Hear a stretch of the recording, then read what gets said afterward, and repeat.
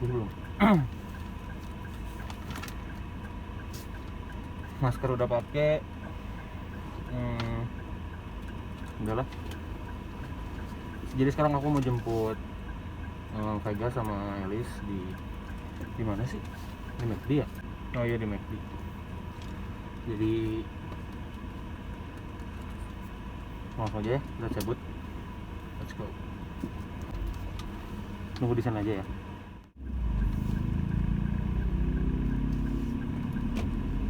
Jadi sekarang aku udah sampai. Oh itu tuh udah ada.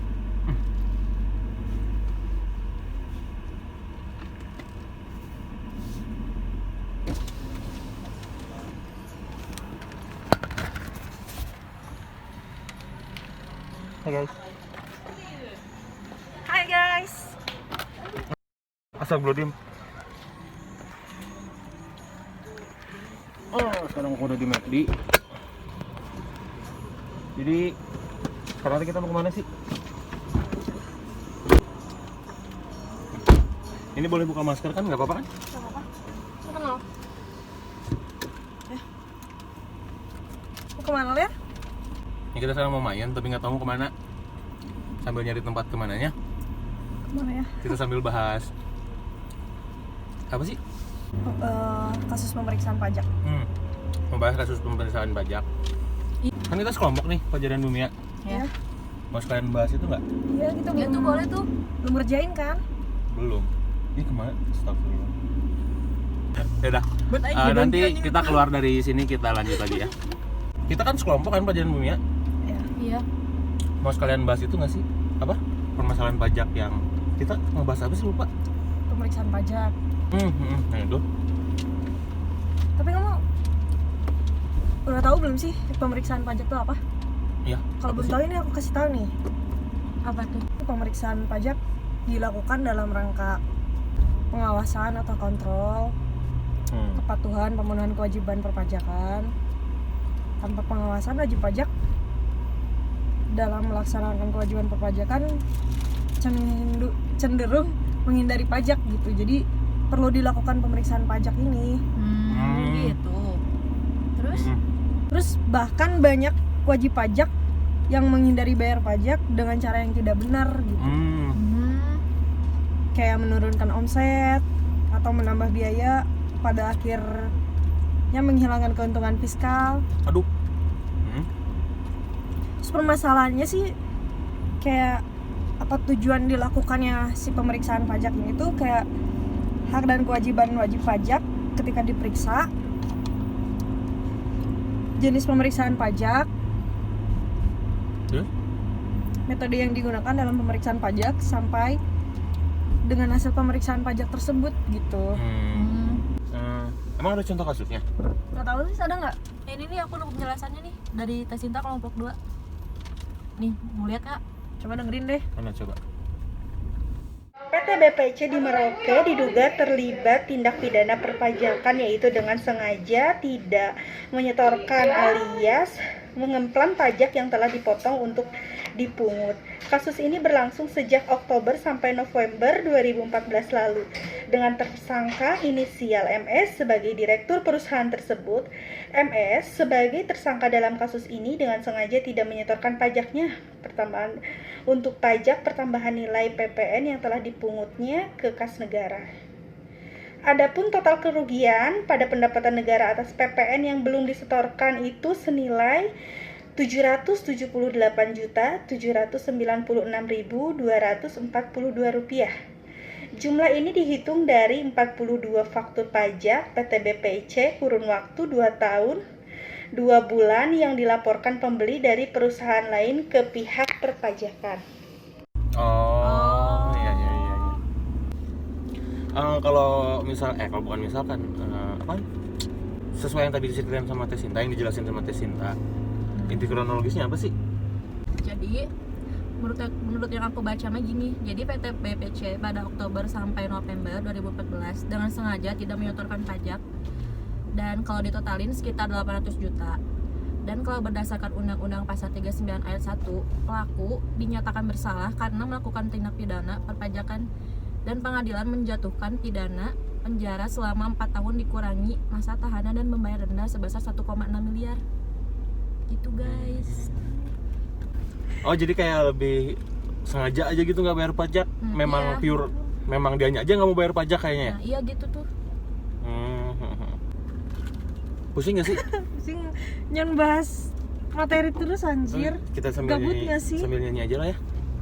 Ya, lagu apa ya? Nyanyi lah.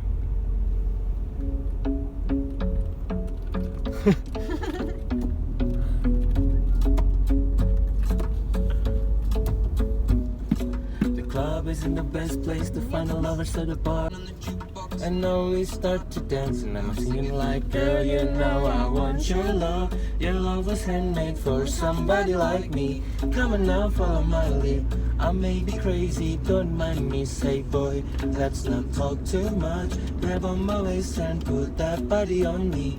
Come on now, follow my lead. Come on now, follow my lead. I'm in love with your body. I'm in love with your body.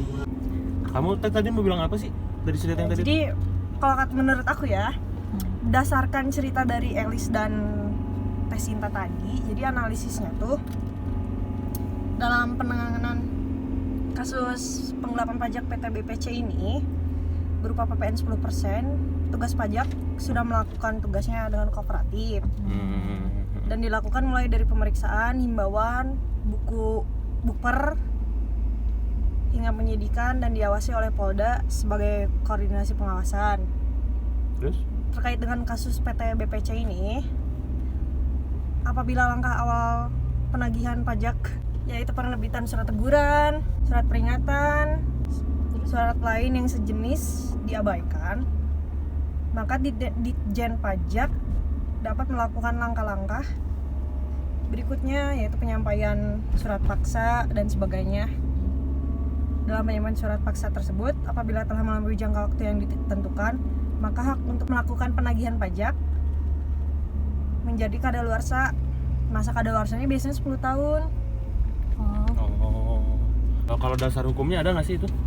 Ada sih kayaknya, bentar ya aku searching dulu.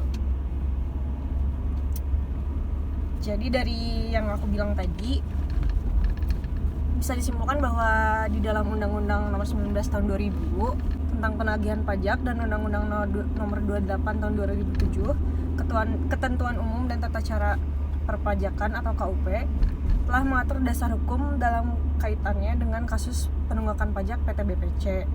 Sehingga dari dasar hukum ini kita bisa tahu cara ngasihinnya gimana. Jadi kalau menurut aku mah kesimpulannya si pemeriksaan pajak teh dilaksanain kalau misalkan si wajib pajaknya teh nggak mematuhi peraturan perpajakan kan? Iya.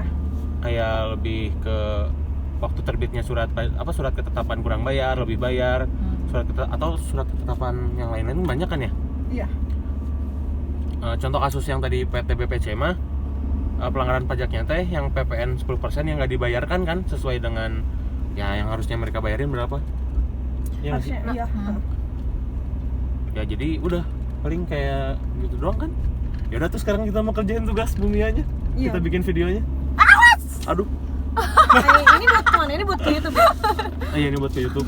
Kamu emang suka nge-vlog gitu? Enggak sih, ini mah pertama kali aku nge-vlog, aku pengen jadi boy.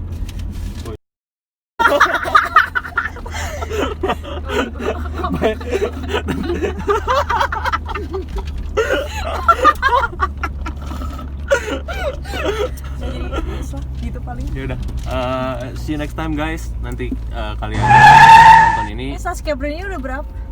3. Teh Sinta, Elis aku itu juga ya. Iya. Nanti kalian nonton sendiri aja vlog aku hari ini. Jadi ini kita Bye, udah dekat guys. kampus. Bye. Paling 10 meteran lagi nyampe. Dadah, assalamualaikum. Nah.